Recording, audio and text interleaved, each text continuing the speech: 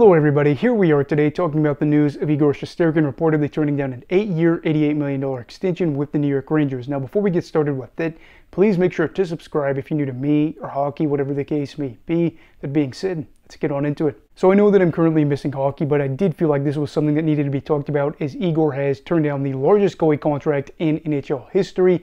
This comes off the heels of the Jeremy Swayman extension between Swayman and the Boston Bruins, where Boston was kind of put between a rock and a hard place where they knew they probably needed to get Swayman to sign a deal, and they get him to sign a deal. However, it's probably worth more money than people would have expected, and for a guy like Jeremy, that's great as he gets that long-term stability, and the team is kind of set for the long-term in net. But at the same time, too, for a guy like Igor, he's probably thinking about this and smiling, knowing that he could really take advantage of a situation like this, strike while the iron is hot. And the New York Rangers, meanwhile, are probably looking at this and starting to worry a little bit, saying, oh boy, if that happened to them, wonder what's going to happen to us, as we just offered him $11 million. Maybe he's thinking about $12.5 million. Maybe even he wanted to get really crazy, something like $13 million.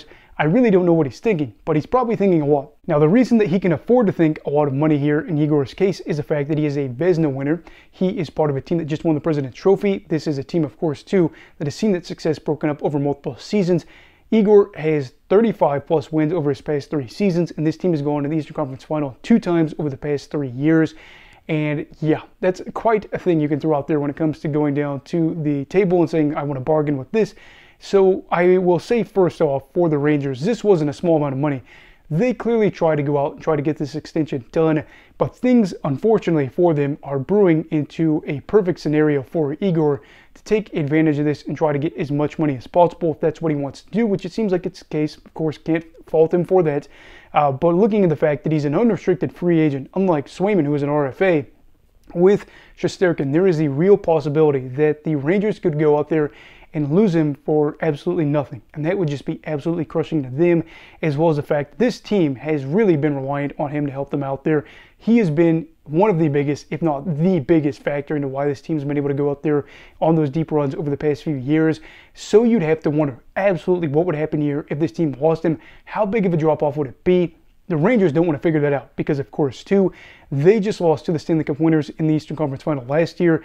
They've been close to teams that are championship sides, and they've lost.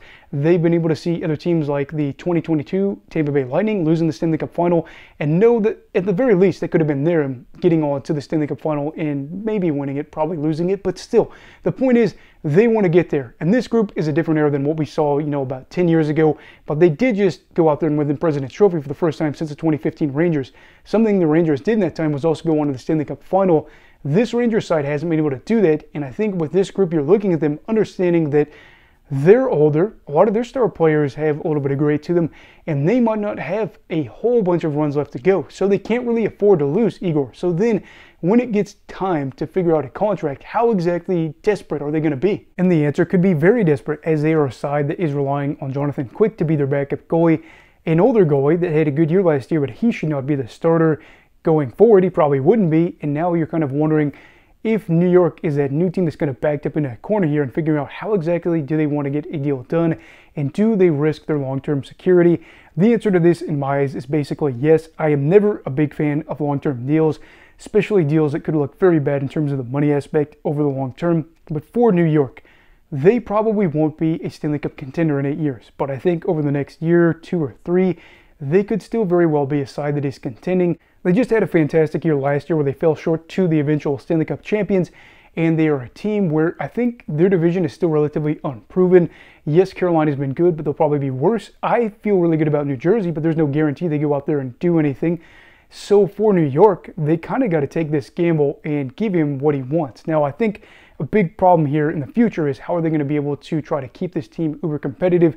The answer is they might not be able to, but I think in general you're seeing goalies understand, hey, we deserve to get paid this big money, and if our team is really desperate, we can make them give us that big money, because other positions are going to have where there's depth and whatnot, but if you have a star goalie that could be a starter and play for you 55 games and win you 35 of those games, you're probably not going to say no to that, especially when they are a playoff performer like in Shesterkin's case. So for the Rangers, it is a very troubling time, but I still do think a deal is going to get done, even if the long term is not going to be pretty for New York. Again, though, But kind of looking at some other teams and what we've talked about before, would a fan really try to go out there and give up a Stanley Cup just for a team to be good for multiple seasons longer? Or would they be okay with their team being bad as long as they went out there and won a championship? So for the Rangers, it kind of seems like, again, it's really obvious here, especially if they go on to win a championship and in that cup drought. But I don't exactly know what the front office is going to try to do, as Igor is supposedly not going to try to do a deal during the course of the season, but you go out there and you throw a nice shiny number like $12.25 million or something like that. Who's to say that he doesn't say, let's get the pin, let's get this deal done, and I'm a Ranger for life, if you will. So just going to follow this story along and see how things kind of develop. But yeah, for Rangers fans, maybe it develops a little bit faster, or they might have to suffer through a long season, seeing if things in the way they want this summer, and then if not, kind of worrying about who would be a suitor for him and if they try to poach him and what exactly would happen afterwards. So anyway, what are your thoughts on the Igor Shesterkin kind of drama with this deal? And do you think that he should be paid more than $11 million? Let me know your thoughts down below in the comments. Also, please make sure to like this video if you enjoyed it. Subscribe if you're new. Everybody stay safe. Have a great night. And go with hockey, all right. Goodbye, Brigadiers and Brigadettes. This is your captain signing off. Have a great night.